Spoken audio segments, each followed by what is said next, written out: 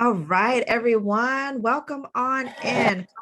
Come on in. We are getting everything all set up for another wonderful webinar. So please do let us know. Do let us know where you're coming from today and who and whatever you'd like to let us know, actually. Hold on, I'm getting this live on our Women in Publishing Summit page, so that people who didn't get registered can pop on in here too. Here we go, going live. All right, we got Chicago, California, Maryland, Colorado, all kinds of places. Thank you, Cadence. Okay, well, let's get to it because it is 101 and we want to make sure we have plenty of time for Jennifer to share all of her wonderful wisdom with us. Before we get started, just one quick announcement. If you haven't been watching your emails or looking at your emails, I know it's summertime and a lot of people take some time away, but WIP school is open this week only for new members. So I'm going to drop that link in the chat if you are interested in joining us in WIP school, which is our monthly membership program. You can check out that link and consider it. We're open this week for new members. All right, so let's get to our webinar. And you may remember Jennifer from the summit. I cannot believe we're already like at the 6 month, no, wait, I don't know how many months, March to June. Someone else did math, 4 months. It's been about 4 months since we had our conference. But Jennifer Wilkov is with the company Your Book is Your Hook, and she has, I mean, all kinds of things that they have their fingers in, helping authors get published and do all the things. Jennifer Wilkov is a media personality, host, and executive producer of the popular podcast show Your Book is Your Hook. She is also a #1 international best-selling award-winning author, an award-winning freelance writer, a columnist, the literary agent matchmaker, and a respected book and business consultant in her business by the same name, Your Book is Your Hook. She supports first-time and seasoned authors and writers with the writing, getting published, and marketing of their book ideas and projects, as well as building of their platform to raise their visibility to readers, Hollywood, and the media. And you can learn more at Your Book is Your Hook. And also Jennifer's going to fill us in on all these things, but I'd want to take a moment just quickly to say thank you so much for being a sponsor and a supporter of the Women in Publishing Summit. Our sponsors allow us to carry on monthly training and events at no charge to our attendees, no additional charge. So that's really a wonderful thing to do. So thank you so much for your support, and we look forward to your presentation. Thank you so much, Alexa. I really appreciate it. I just want to check if you made me a co-host so I can share some slides as I go along. If you should be able to do that. Excellent. Thank you so much. And so for all of you, I want to say welcome. It's such a joy and privilege to be here with you again in the Women in Publishing Circle. I really am excited to talk to you today. And so what we're going to do is I'm going to be sharing slides and talking to you intermittently so that I can show you some information about our topic today.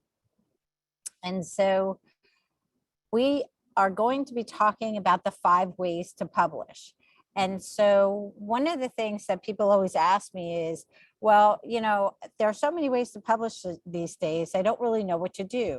And while I work with writers with writing, marketing, publishing, and producing their books, films, TV series, episodic series for streaming and stage productions, publishing has become this enormous mushroom cloud that really you can do it so many different ways. We're going to talk about how to do it, what to do with it, and when to do what to try to actually clarify lots of things in this time we have together today.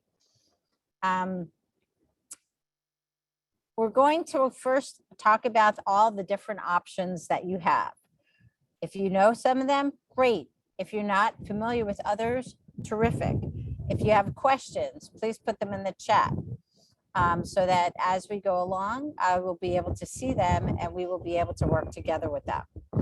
Understand what is required to publish each way. So each method of publishing requires certain things and doesn't require other things. And knowing that and knowing what's involved money, time, energy, effort, thought, creativity is really important. So we'll talk about that. We're going to determine the right ways to publish your book. Yes, I said ways, plural. And we'll talk about some secrets to strategically planning when to publish, which ways to publish. We'll talk about some foolproof ways to choose how you publish so you can actually use your book as your hook, as I like to say, in your industry, business, organization, project, and even in your career. And we'll talk about top strategies to leverage your book for various audiences, opportunities, and markets. And finally, of course, since I do work in the world of entertainment too, we'll talk about some proven techniques to use your book to actually reach Hollywood film and television producers and the media for just a few minutes at the end. So let's get started. So these are the 5 ways to publish right now in the publishing world. Right? Traditionally with a literary agent and large publisher, traditionally without an agent, but you can go to a small, medium, or large publisher. You can self-publish, you can e-publish, and nowadays you can audio publish, which is really popular and gaining a lot of ground, which I'll show you in a little bit. So let's review. Traditionally with a literary agent and large publisher, well, what do you need? You've got to understand what's required so that when you actually are ready to publish, you can check your boxes that you actually have what you need. So for fiction, if you want to go traditionally with a literary agent and now one of the big 4 publishers, since everybody's merged together, you're going to need a query letter, synopsis, and your first 3 chapters. For nonfiction, you're going to need a query letter and a book proposal and your first 2 chapters.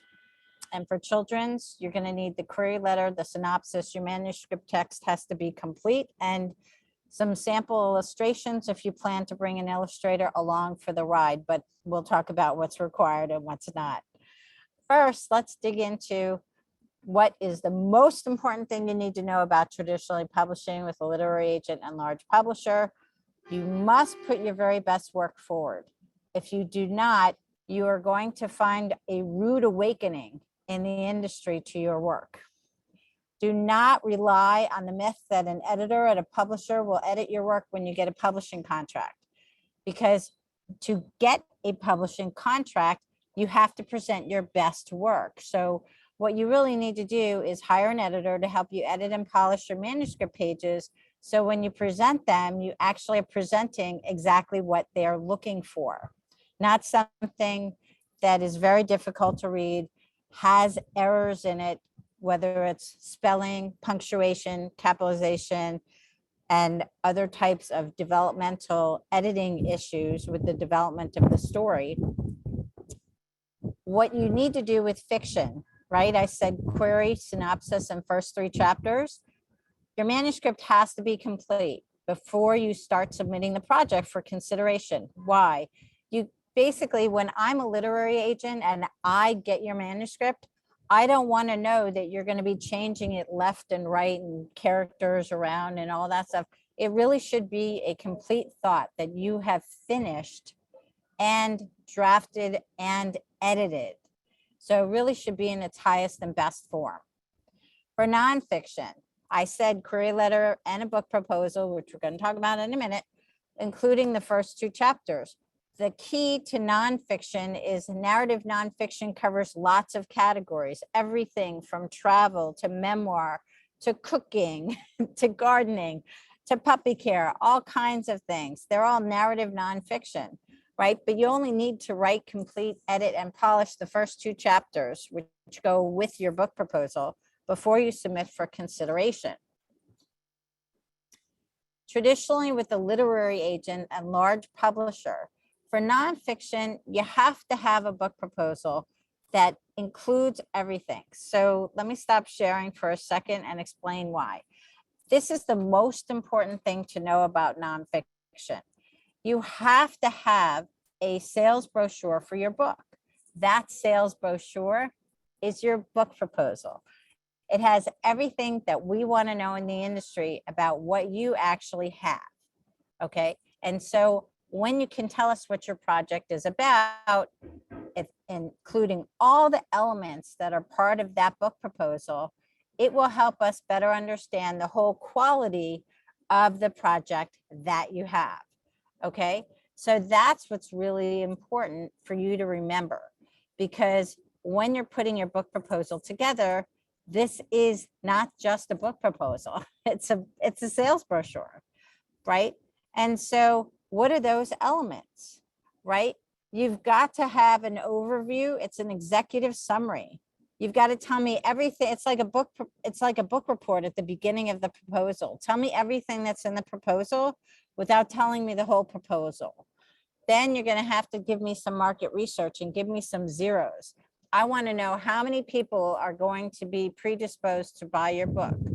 Do you have a certain number of followers on a particular channel on social media? Are you on television being interviewed because you're actually getting on podcasts, television, in the newspapers or in the magazines, or even in your industry? Are you being interviewed? Are you speaking? Are you public speaking? I want to know all those things. That's marketing and promotion. The market is who are you speaking to, right?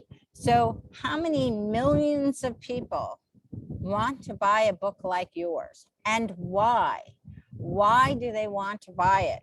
You've got to give me all the market research statistics. This is one of the sections that I work with people on all the time. If I don't do the entire book proposal for them, I actually am often brought in to do that section specifically because they don't know how to find the proof in society to show why someone would buy their book. Then marketing and promotion, like I mentioned, where are you? Where are you being seen, heard, and where can you be read? That's marketing and promotion. About the author, why you? Why are you writing this book? I want to know. I want to understand that as part of the sales process and consideration of me carrying your book. I'm going to become your champion. I am not just an agent. I'm going to actually take it forward and actually purport that it should be published, right? So I've got to be able to not just take the story, I've got to be able to take you along for the ride. Competitive titles are not competitive titles in the market. This is a huge mistake that people make with book proposals all the time. I see people that come to me with book proposals for an assessment when they've done them themselves, and this section always has to be redone. Why? Because when you do competitive titles, if you're going for an agent with a large publisher, right? Don't show me competitive titles that have been self-published. Because my answer to you as an agent is going to be, I think you should self-publish, right? Because all your competitive titles are self-published titles. And so I don't really understand how this is going to sell for us in the larger publishing space. Traditionally, with a literary agent and a large publisher in children's, right? One of the things about children's is that you've got to finish the manuscript. It's so short, and it's done in what we call in the industry signatures of 8. So multiples of 8 pages, right? And so part of what you want to do is you want to make sure that you address it to the age group that you're talking about. Children's is this big giant umbrella that children's falls under. Everything from board books to the early nursery school books, to the 5 to 8-year-olds. And then you get to what we like to call affectionately the tweeners and the middle graders, right? But children's is this big anomaly that we don't really understand until you tell us exactly who it's for. That's why your query letter has to be specific for us. It has to tell us what children, right? Illustrations. A note about illustrations to answer that question before somebody asks it. You don't always need illustrations.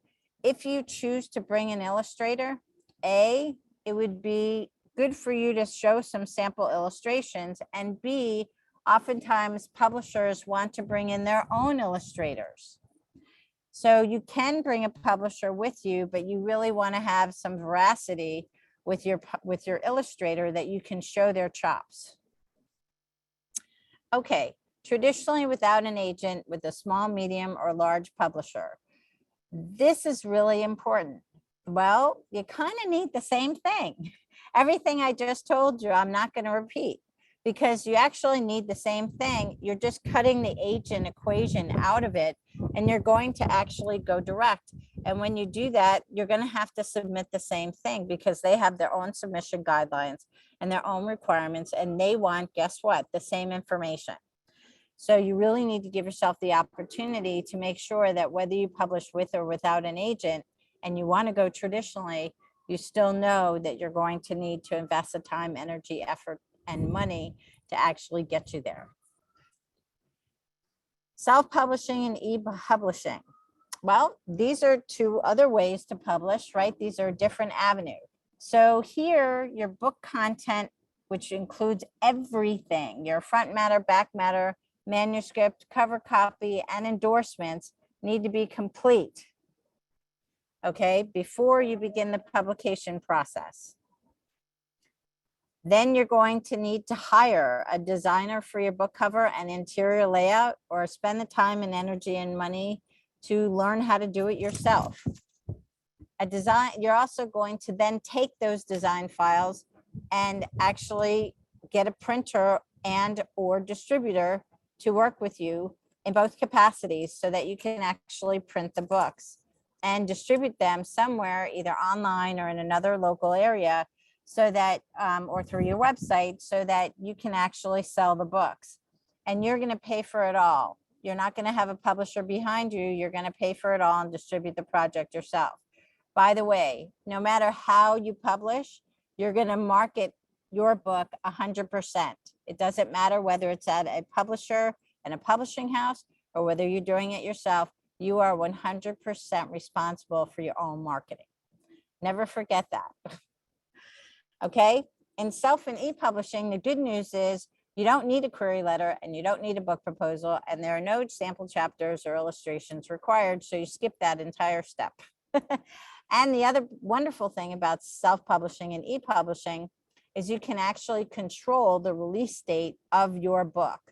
When you actually publish traditionally, you're looking usually at about 18 to 24 months before you'll see your book on the shelf, because it usually takes that amount of time to get an agent, have the agent sell the book into the publisher, and actually get it acquired. And then you end up on the assembly line of the publishing house, who usually has 3 seasons when they will publish the book. And so in order to get into the quote unquote seasonal catalog, you have to wait your turn in line to be published, depending on the urgency of the information that you are publishing. So if it's a political book, obviously it might be a little bit faster depending on who it's about. And if it's about current events, same thing. Okay, let's keep going.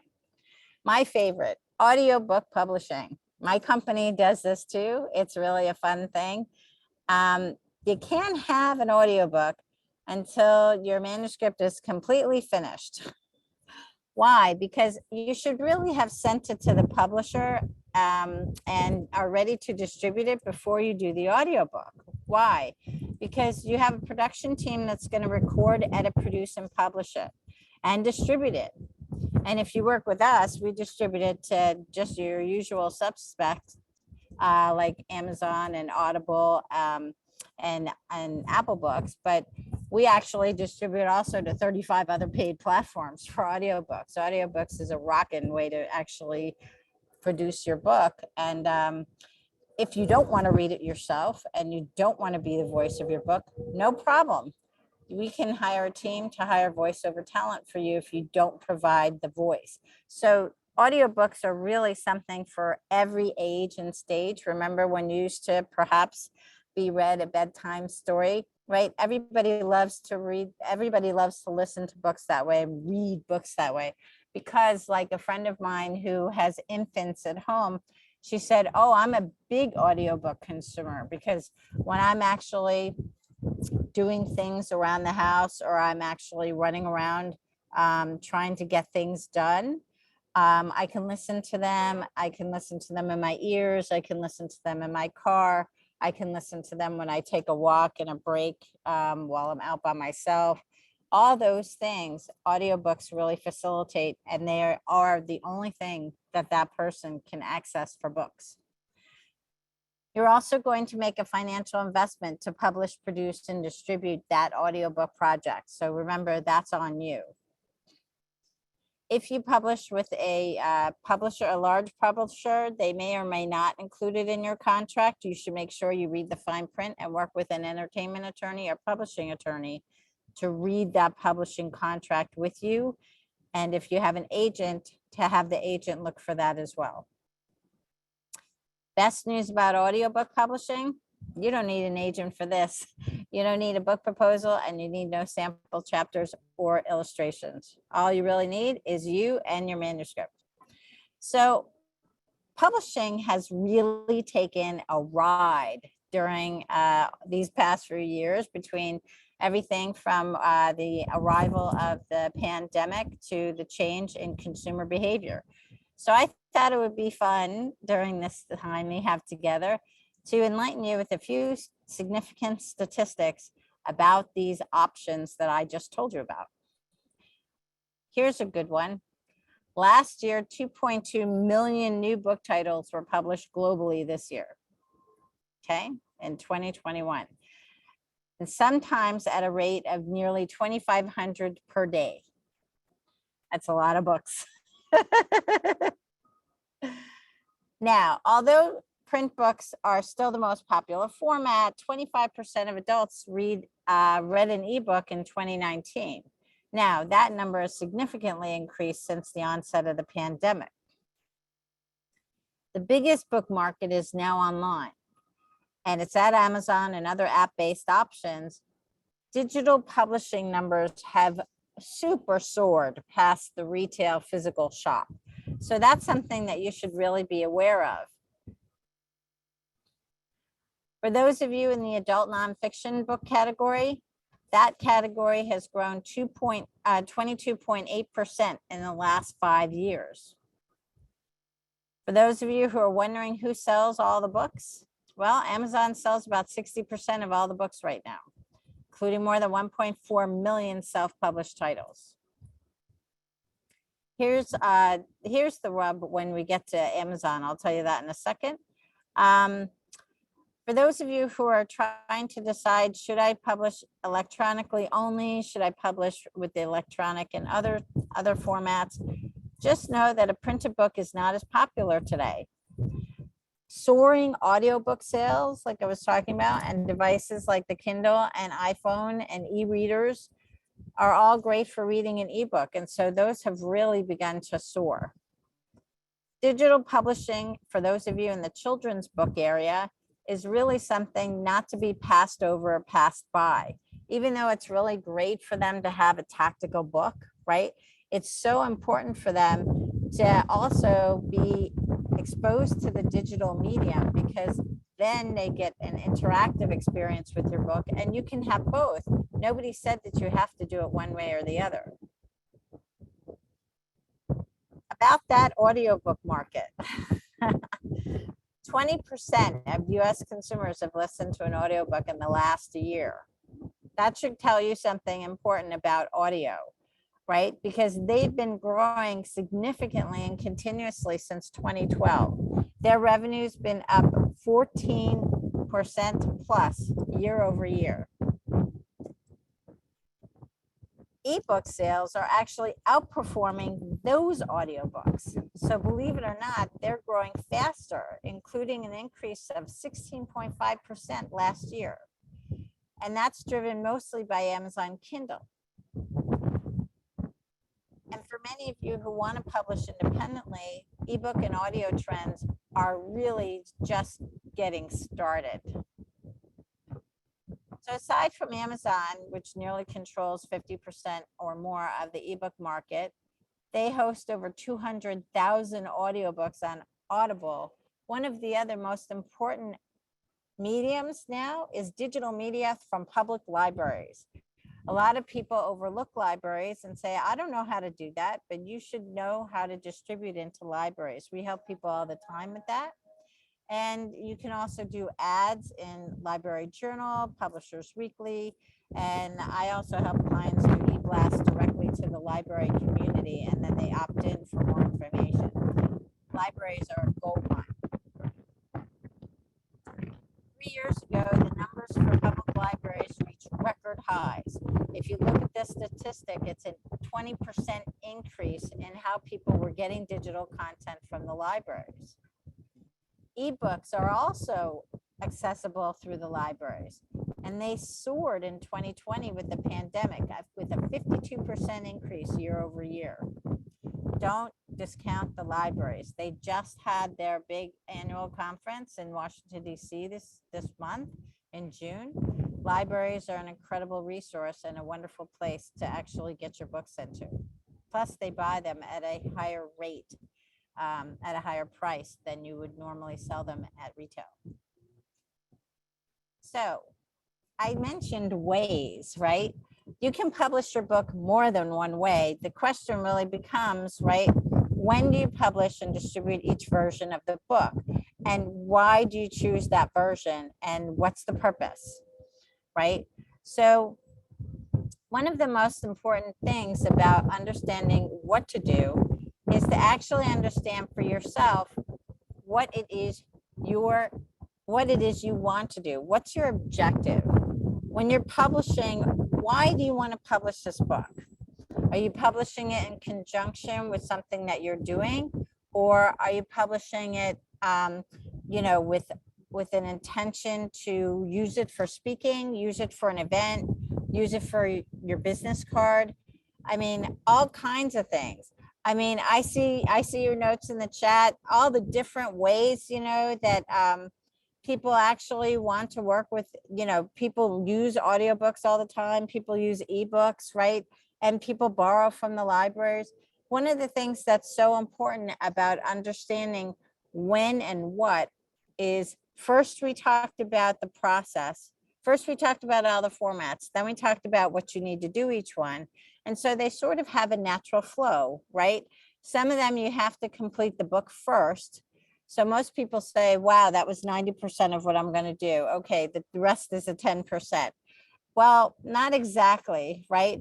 Because part of the process is really to understand what do you need to have when, right? So when you do a nonfiction book, you can basically get your story straight, as we like to say, get your chapter summaries in alignment, and then actually get those we like the first 2 chapters usually, because we want to see how are you going to get someone into the book. And that's really important for us. And what's the purpose of all these sections? Well, geez, we want to know, what are we going to read? That's the overview. The market, who's going to buy it? Marketing and promotion, how are you going to sell it?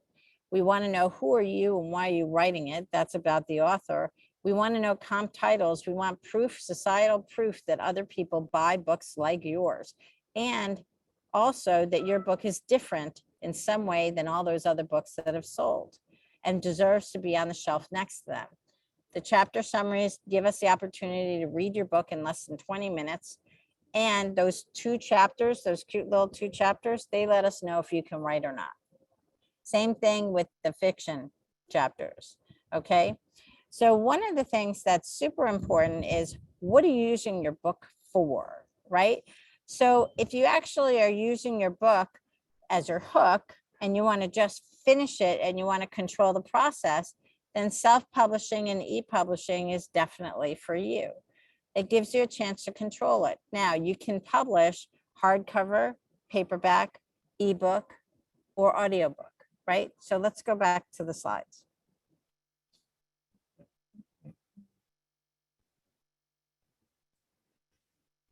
So maybe you're actually using your book as your hook in your industry, business, organization, project, or career.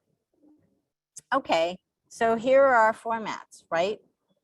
So depending on the industry or career you have, it may be important for you to actually publish the hardcover. In other cases, it may not matter. The paperback is something that can always trail the hardcover. The ebook is something that you usually want to publish right at the beginning alongside either the paperback or the hardcover. You don't want to delay the ebook because that's a completely different market than the ones that are going to walk into the physical bookseller or order it for delivery at home. The audiobook can definitely trail the other books. And usually it does, because usually you're so busy publishing the other books that the audiobook is really the next step. And so one of the things I often tell people about audiobooks is once you publish your book, then you can use the audiobook to revive sales and interest in your book. And that's really like a whole nother layer of interest that's created for the project that you have. And it's a new format. It gives you a chance to make a new announcement to your community, and it gives you lots of opportunities, right? So one of the things that also happens is if you're in an organization, like you may actually want to publish a book that's affiliated. So if you're publishing, let's say, and you're a psychologist, okay, the APA has their own publishing arm, American Psychology Association. And then you can basically publish through them. If you're an alumna or alumni of some university that has a university press, and you actually meet the qualifications of the subject matter they like to publish, you should be looking at those. Those are other publishers that might be interested in your book. If it's a business book, you might want to look at different business communities, different business publishing opportunities, different businesses that publish other people's books, so that way you can actually better understand how can I get my book into the mix. So what are some other foolproof ways to choose so you can sell more books? A lot of people say, how do I sell them? Well, here we are again, back at our types of books, because you really have to understand which books sell to who and when. When you launch your book, what some people do with strategies that they use is they'll release the Kindle first. They'll run it up the charts. They'll try to hit the #1 bestseller, and then basically call themselves a best-selling author. And then they are a best-selling author. And that book has traveled near and far globally. And all of a sudden, they release the paperback a few days later, 10, 20, 15 days later. Hardcover books may actually come out first, and they may be the one that is the lead horse in the race because of the community that you're releasing it to for your primary market. And then the ebook actually adds on to that. And that actually helps you get more eyeballs, get more sales. You may also have the opportunity, for example, if you are a public speaker or want to become one, I work with them all the time and help people do this. You can actually make the book part of your speaking process, where you can actually say, I now have a book and I'd love for that to be part of my speaker fee, where you buy a book for everybody who's going to be in the audience. Or I'd like to be able to actually sell my books at the back of the room when I'm done speaking, or in a particular exhibit booth during the event. And it's something that other people, what they do, depending on who they are, they might want to give the book away to actually be a primer for their business. And there are tons of different opportunities you can use. And so the different formats really have to marry with what it is that you want to do. So other things about markets, right? So let me stop sharing the screen for a second. Just want to check the chat, right? And so part of what you want to be able to do is reach people where they live, right? That's the thing that's so important. What I like to say to people is when you publish, think about who are the people that you want to reach. Who are the people that you want to reach? And what's the #1 medium that they need, or that they buy, or that they want to consume their reading content, right? So are they the type of people who basically are looking for an excerpt on something like Blinkist of your nonfiction book? Or are they the type of people who read flash fiction? and then they actually will go look for your book. There are lots of different ways that you can actually start to reach audiences aside from just becoming a member of Goodreads and putting it out on your social media, right? So one of the things that's really important these days, right, is the opportunities in digital marketing and social media. Publishing is really interlaced and intertwined with this process of actually publicizing yourself and what you have to offer, your expertise, your stories, your insight, your entertainment, your scariness, all the things that you love to write. People have become very creative because of the pandemic, right? First chapters are being read live on social media feeds by some people. They've also created virtual literary events across the country. The Women in Publishing event summit was just like that, where it was all over the internet, right? You're not going anywhere, you're not traveling anywhere. And virtual literary events are drawing sometimes more than 500,000 people. And publishers are watching. They are watching our behavior as consumers.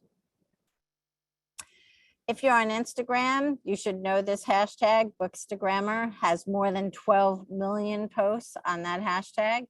And if you're a YouTuber, or if you're thinking, well, geez, you know, if I'm going to pick a channel, what should I do? There's also Booktubers that has a whole online community on YouTube. And even Michelle Obama marketed her memoir there using YouTube. So I'm going to talk a little bit about Hollywood film and television producers and the media. And then I'm going to give you some information about some upcoming opportunities I have that you can take advantage of. And then I'm going to take some questions because I always love doing a roundtable. That's one of my favorite things when I speak is, you know, let me help you answer the questions that you have. So what happens with Hollywood film and television? One of the most important things is that when you have a book, you have what we call intellectual property. And intellectual property is really what we want to see behind a project, because that means that you actually own the project. You own the rights to the story. If it's a story about you or somebody else, it's something that if it's original creative content, we know that you've gotten it copywritten and that you've registered it. That's information that we want to know. Part of what also happens with Hollywood film and television is you don't always need to publish before you actually get produced. And that's something that you should understand, is that oftentimes when you actually reach out to producers and developers, they don't always need that information to actually be published or produced, but there actually needs to be some meat behind that. For example, one of the things I often do when I'm working with people on taking films to Hollywood is we will create a book proposal for IP. That means it's a book proposal of a book to come, that acts as the intellectual property for that particular project to support it. And I even worked on a television series that is being marketed. And one of the things we did is created not only a book proposal for IP, but we also created a video game proposal for IP. So we actually brought a whole complete package for the entire series to show the veracity and vitality of the reach that particular theme and content would have. So for me, I do a lot with writers. I also help them with the media. My writers learn how to actually do PR and understand where they can do PR for themselves and why they would need a publicist, when and how to do that. That's not part of this webinar, but it is part of publishing, because if you don't know your publishing date, then it's very difficult for you to interact with the media. When you have a book, you want to actually do your media interviews in the first 4 to 6 weeks of that project. If you work with a large publisher, that's about the time length that you can expect, if at all, PR support from a large publisher. Unfortunately, these days, their skeleton staffs are not really there. So they're really putting those resources toward the people that are longtime producers, I'll call it, of books that sell. What I'm saying to you is that 80% of the books on the shelf of the retailer today fail on a P&L. So all those 4 large publishers who have all those offices and all those employees in New York City and in other places, they're relying on 20% of the books to actually generate the revenue they need to actually run their business. So how does anybody know what the next bestseller is? Well, nobody really knows, but I actually run a workshop called The Next Bestseller because I want you to be able to communicate that yours is the next bestseller. And actually pitching this information is super important. I'm going to put that information in the chat for you now, so that you have it, because when you actually go out there, you can actually have a 10% discount on your tickets. You'll see that we only work with 8 writers at a time. We only do the workshop. We only do it twice a year. So that's one of the things that you can take a look at. Another thing that I want to be able to show you is, which I also shared with you during the summit, is you can always join me in the Make It Happen room. One of the things I'm a huge fan of is actually having a writer's group. If you got my newsletter today, you'll get, actually it's going out later today, I have a whole article about writers groups and the importance of having one. For me, I actually curate one. You can come anytime you want, first time free, use this code, and I'll put that information in the chat for you too, so that you can look at that while I'm actually answering questions in just a moment. And one of the most important things that I think is great about women in publishing and about other groups is that groups matter. When you're actually around your peers, it really becomes a very important part of your writing process, because you get a lot of feedback and you get a lot of opportunities. And when you're doing that, it helps you actually understand more about what is it that you're communicating. Is your story working? Is it landing for people? Is it actually making it possible for other people to understand? If you want to join my newsletter, certainly you can. That's one of the things I really love to do with people, is just give you information.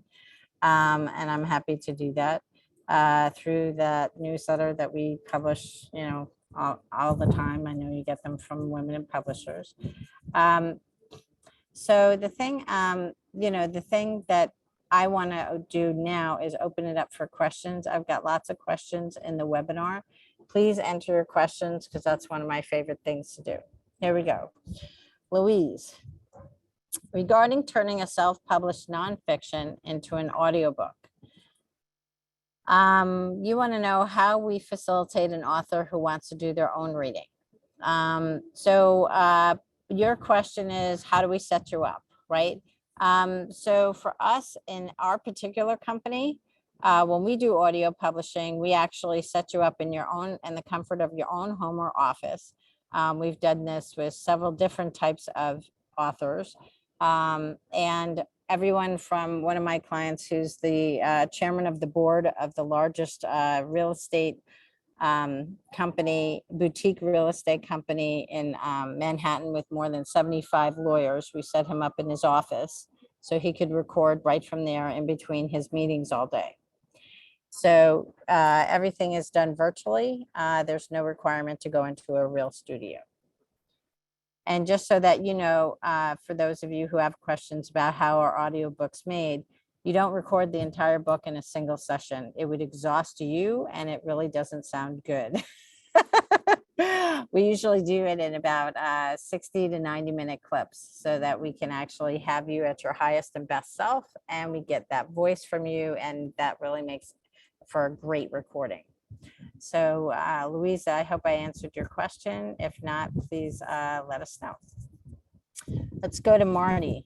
You're ready to make a financial and personal investment, and you have, oh, that's fantastic. So you have a legacy of manuscripts that were written by your father, and they were e-published over 20 years ago. So One of the things that I would want to know before I would be willing to actually have you like go forward with this is one of the things that you want to do is actually understand which manuscript came first and why. Like, is it a series? Are some of the manuscripts in a particular series, or is it one character? Like, how were they actually done? And if they were e-published over 20 years ago, they actually need to be re-published in the current digital space, because we have a lot more technology than we ever did way back then. So that would be part of my advice as well. That's one of the things, two things that I would actually look at before you make a personal investment and start running down this track. Make sure that you understand the nature of the manuscripts, which ones come first, which ones go together, and don't discount e-publishing or re-e-publishing, excuse me, those manuscripts. Okay, Marty, let us know if I need to give you some more information. Okay, Leslie, let's go to your question. How does a new author decide whether it's better to seek an agent to represent them or to go directly to an independent publishing house? Rule of thumb. Here's the number one rule I want you all to remember. Exhaust your efforts to get an agent first. If you do not, and you decide to say, oh, I'm going to self-publish this book and then I'm going to go get an agent later, the problem with the publishing industry is that that cute little number on the back of your book is a number that we can look up, the ISBN number, and we can actually see how many books you sold. And our number one question as a literary agent or even a publisher is, how many books did you sell in the first 3 months? And more importantly, in the first 6 weeks, how many books did you move? And who did you sell them to? Did you sell them to 100 people who were friends and family who know you? How many people outside your known circle did you sell them to? And when? And how did you do it? Because otherwise, a literary agent, for all intents and purposes, doesn't want to get on a train that's not selling books. They're not going to be able to sell it to somebody at a publisher. What you have to remember is publishers are investing somewhere around $100,000 in every single book they publish, between the equipment lease that they have to actually do all of the printing and all of the equipment that their employees that they're paying are working on. Plus, they also process all the returns, they do all the distribution, and literally they have to make the choice between the business decision of this person has 100,000 followers and you have none and have sold 100 books. No matter how good your story is, no matter how important your life story is, they're not going to take your book because it's not a good business decision for them. They're banking on the fact that the person with 100,000 followers on a particular social media channel is going to be able to sell more books than you. And so they're going to go with that person. So I would exhaust your opportunities with an agent before you do anything, especially in fiction. Especially in fiction. Nonfiction, you have to have a book proposal. If you don't have all the components for the book proposal, go build your platform. If you don't want to do that and you don't want to wait, then make your decision and stick with it. Get that book out there, become a public speaker, sell the book, let people know why you wrote it. Start getting into interviews, go on podcasts, do other things, but you've got to move that book. That's what the game is all about. Louise, what types of books typically sell best as hardcovers? Well, I would ask you to take a look at that from your own experience, right? When you actually look at hardcover books, when you actually walk into the front space of a bookseller, okay, like a Barnes and Noble, for example, you'll often see the highest genres, most popular genres in fiction. What are they? Well, they're romance and thriller. Romance and thriller are the top two genres. Everybody wants to read them. And there are lots of facets of each one. Then you have your cozy mysteries and you have your sci-fi and fantasy and all of those as well. And you might have YA, but think about your reader these days, right? The YA reader oftentimes is a digital reader, right? Or a paperback reader. And that hardcover book doesn't always move as well. And so people will say, well, I have a fantasy book and it's like Harry Potter, and I want to go with the hardcover. That's really good. Make sure that the market that you're marketing to is not the child necessarily, but to the parent and the grandparent, if you're going to do that. Like we just actually produced a children's book that we had them released with a hardcover and an ebook. And it's flying literally off the shelf in sales because grandparents are scooping it up. Why? Because we had them do a hardcover book that they signed. And so they're moving it. It's all about moving the book. You have to know your audience. In nonfiction, when you start looking at it, it really depends by category and what's of interest to people that are actually moving. Like you'll see in certain sections of the space, you'll see everything from hardcover books that are cookbooks that have big pictures, of whatever the recipe is that it makes, to gardening, all kinds of things. So I would definitely take a field trip. That's my favorite thing. Go take a field trip in your favorite bookseller, in person or online, and take a look at what's in hardcover. Yes, Selena, registering your intellectual property. Great question. I love this question. If you actually have a book, you should go to copyright.gov. It's going to cost you less than $50 to actually copyright your book, and you can do it yourself. And you should actually also, when you share your book, you should actually put at the top a cute little circle around a C. It's parenthesis open, C, and the closed parenthesis, and Word will conveniently make the little circle for you, the year, and then either your name or whatever publishing company you're going to name if it's going to be yours, and then put all rights reserved. That information is super important. That information protects your intellectual property because people these days, unfortunately, it does happen. They actually poach it and they steal it. So you want to protect it. Kelly, I hope I pronounced that correctly. I came on late. No, I didn't talk about a template, so I'm going to skip that question. Let's go to Leslie. If we are seeking a traditional publisher, do we risk being overlooked, disqualified if we share sample chapters as a lead magnet or do online reading from the book's content? Not necessarily, because really, when you're working with a traditional publisher, you want to actually show them how am I getting my audience.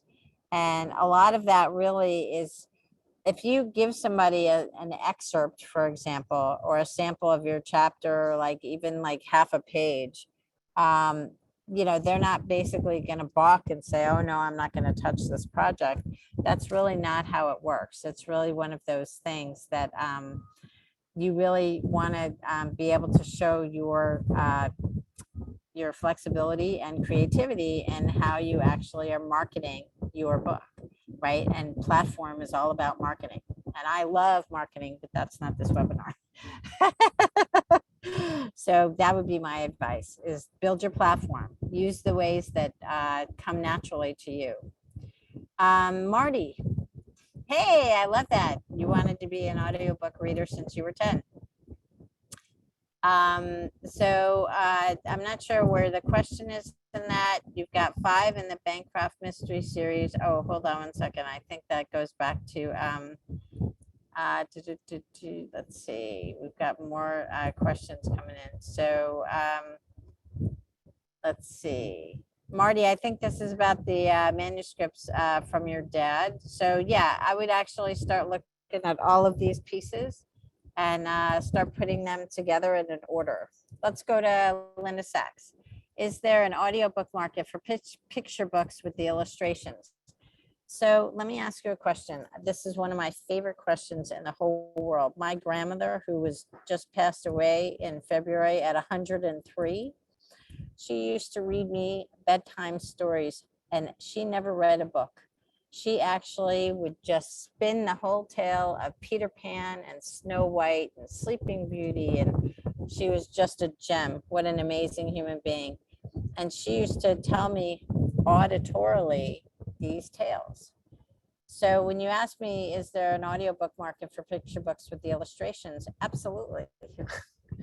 Kids love to be read to.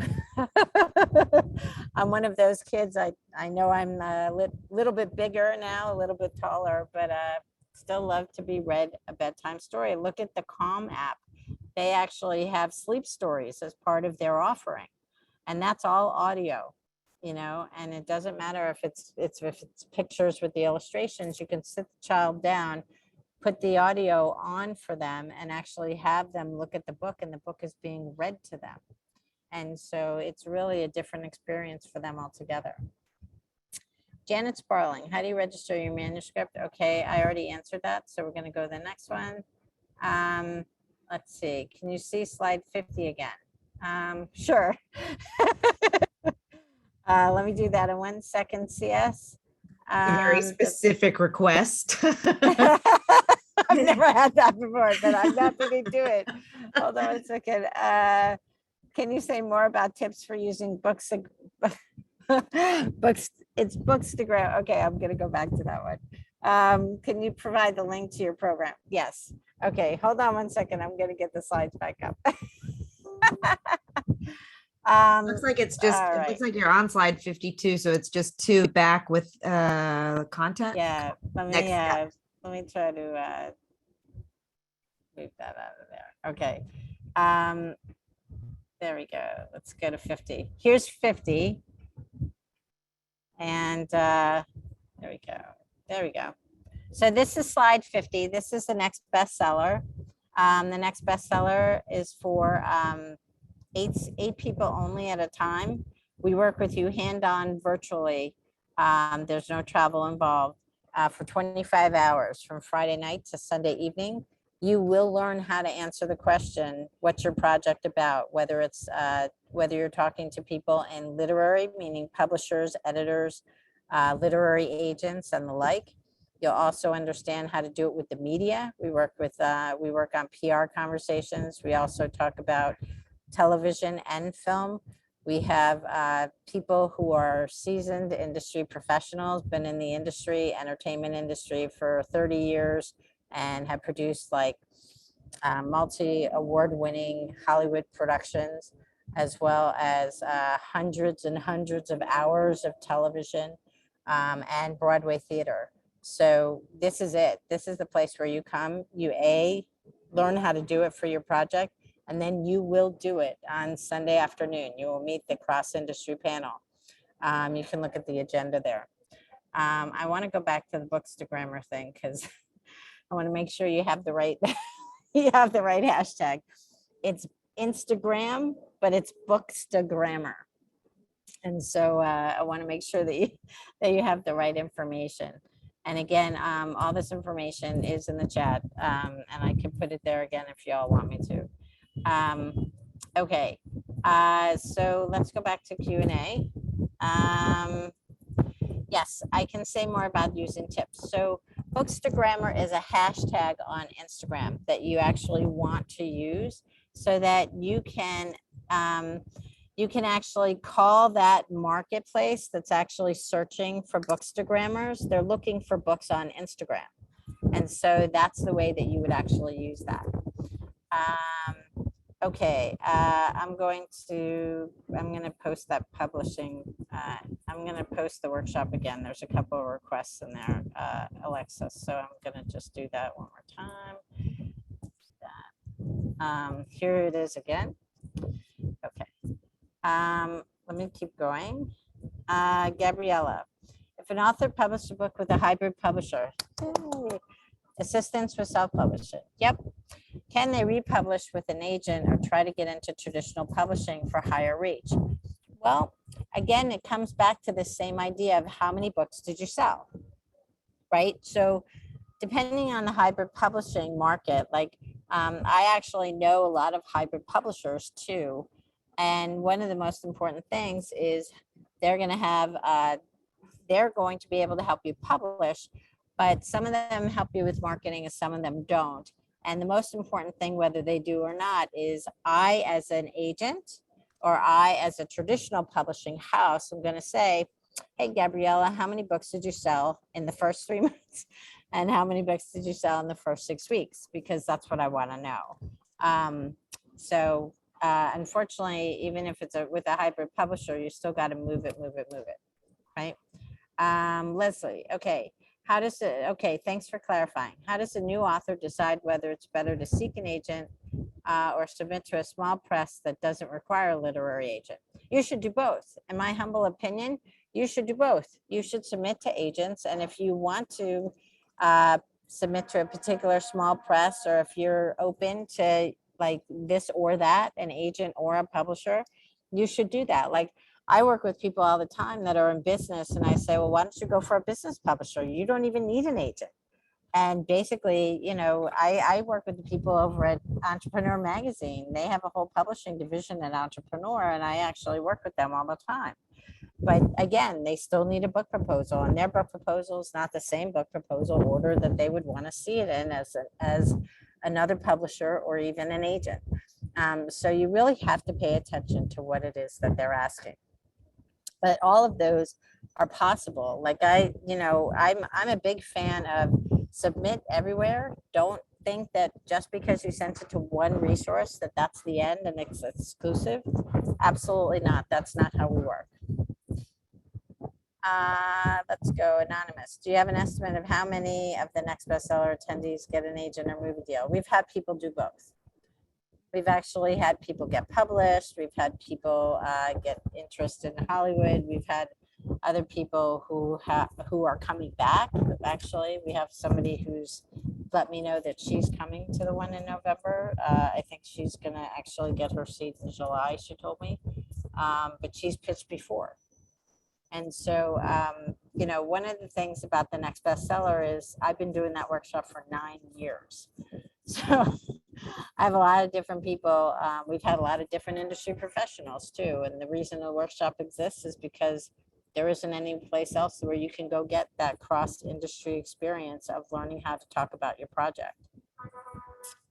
I don't think I've seen anybody else do anything that comes even remotely close to that particular that workshop.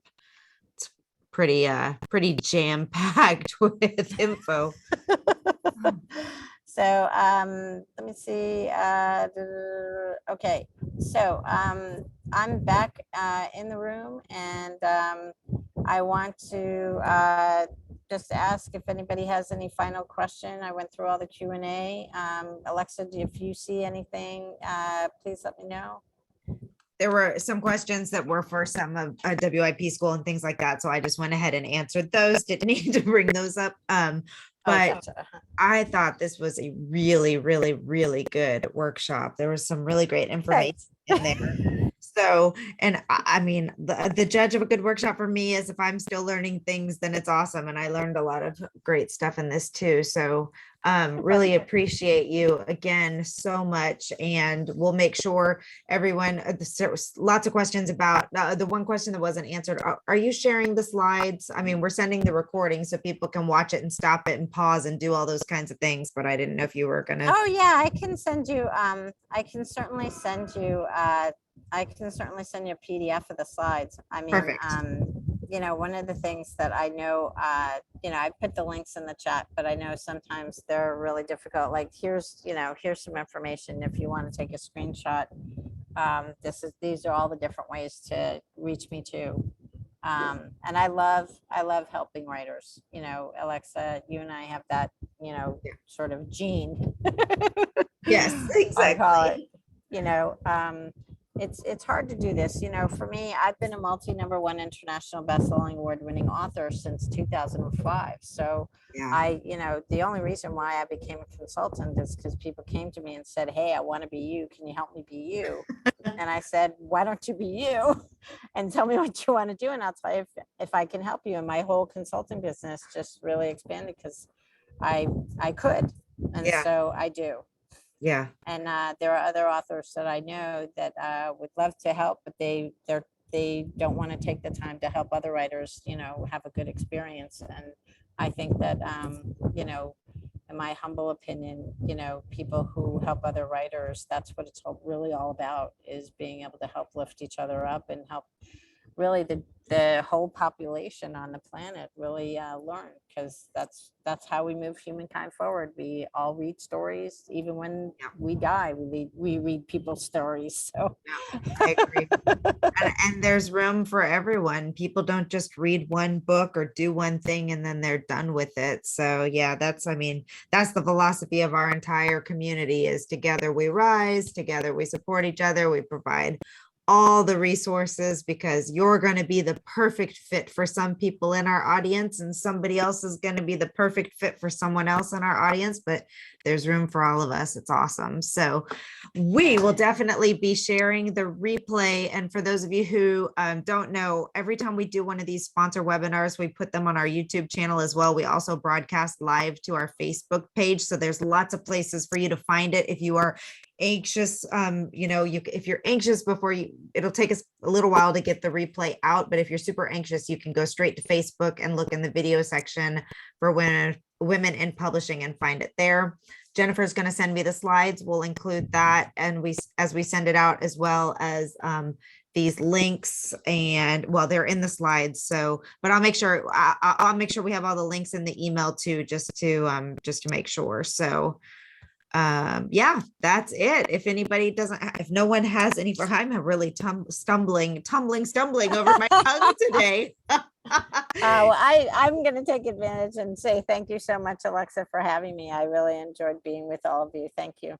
This was great. And thank you again so much for being such a wonderful sponsor. And we will see you all soon. Just make sure you check out our events page for anything.